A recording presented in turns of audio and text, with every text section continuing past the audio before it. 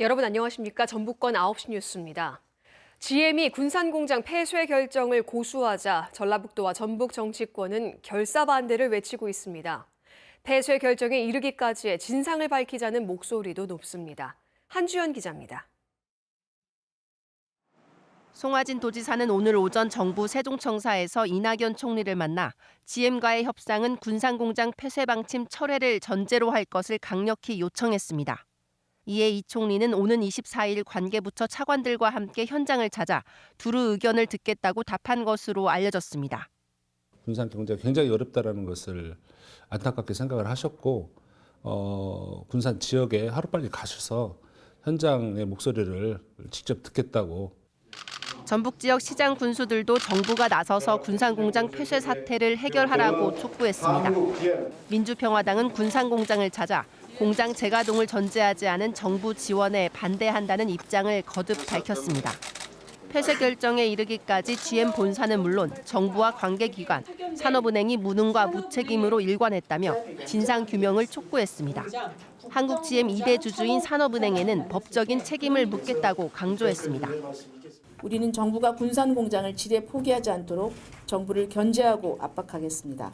정부는 무슨 수를 써서라도 GM 군산공장을 살려야 합니다.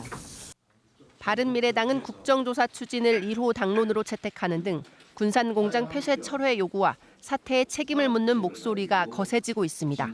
KBS 뉴스 한주연입니다. 전북 정치권이 GM 군산공장 재가동을 위한 목소리를 높이고는 있지만 대응 방식에는 적잖은 차이가 있습니다. 공장 사수를 외치면서 서로 다른 전략을 펴고 있는 전북 정치권. 어떤 계산이 깔린 걸까요? 안태성 기자가 짚어봤습니다.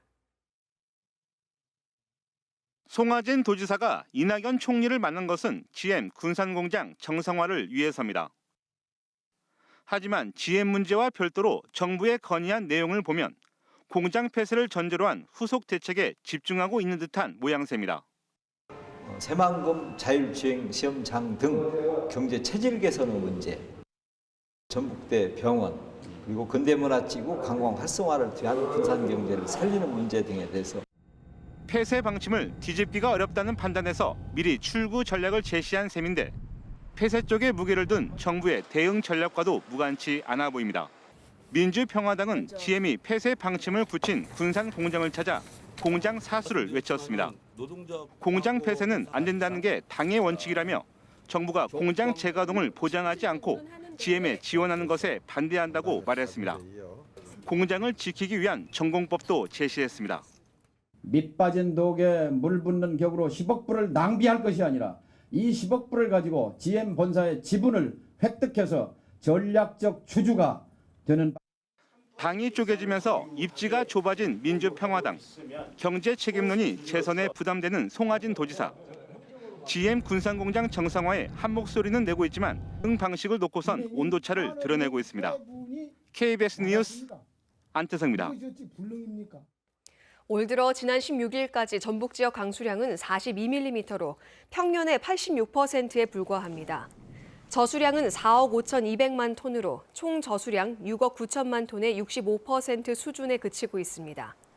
특히 부안 다목적댐의 저수율은 27%에 머물고 있습니다. 전주기상지청은 당분간 가뭄이 지속할 것으로 내다봤습니다.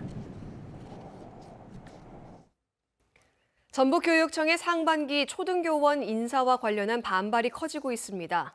인사 책임자 문책과 교육감의 공식 사과를 요구하는 목소리까지 나오고 있습니다. 보도에 서승신 기자입니다. 이달 초 정읍지역으로 발령받은 초등교원 노현주 씨. 전주 근무 연수가 자신보다도 짧은 후배 교원이 자신이 원하던 익산으로 발령나자 매우 화가 났습니다.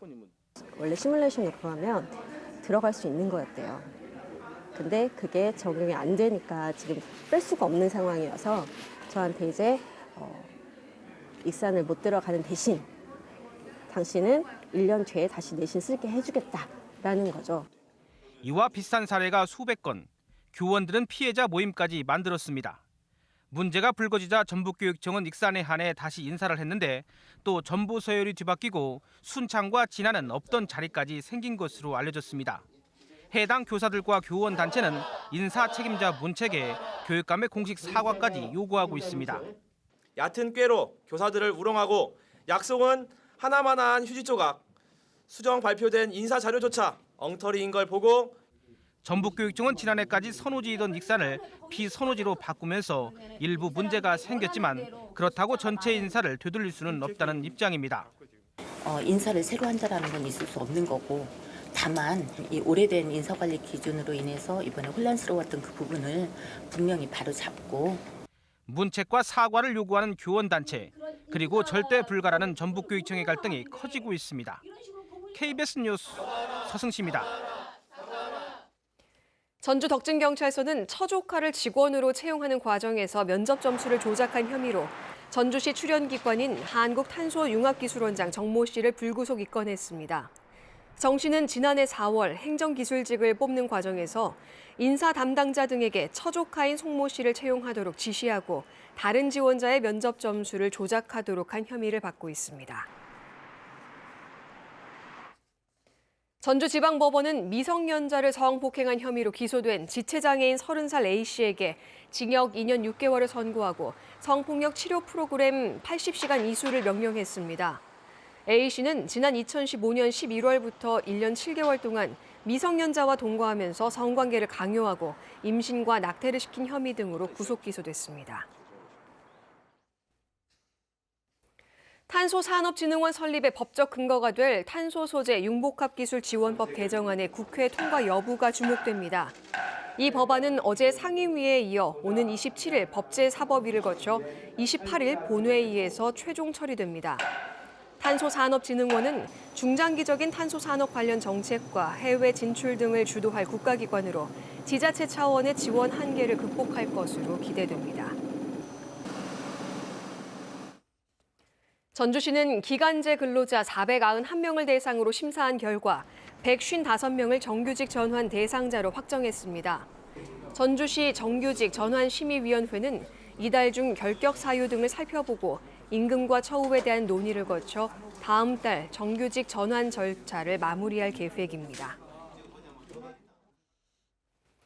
봄의 전령사이자 농한기 산촌 주민의 소득원인 고로쇠 채취 작업이 본격 시작됐습니다. 지금까지 전북권 9시 뉴스였습니다.